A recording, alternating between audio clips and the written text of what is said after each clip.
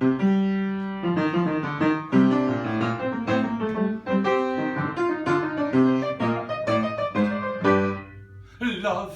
unrequited, robs me of my rest.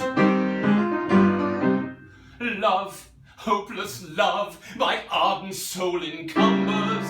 Love, nightmare-like, lies heavy on my chest, and weaves itself into my midnight slumbers.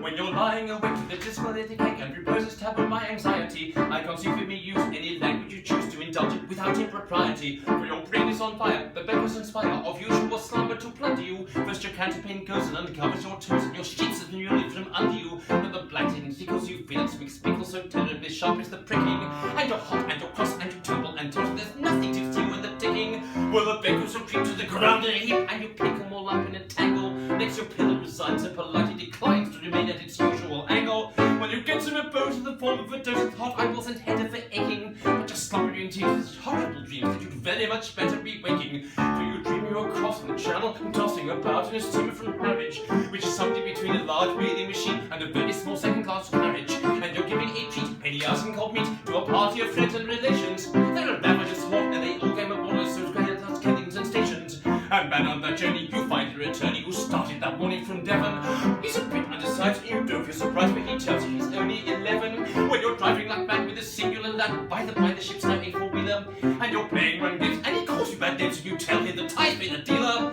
Well, this you can't stand, and you throw up your hand, and you find you're as cold as an icicle, in your shirt and your socks and black silk with a glass crossing Salisbury Plain on a bicycle. And he and the crew are on bicycles too, he's somehow or other invested in, and he's telling the tars of the particulars of a company he's interested in.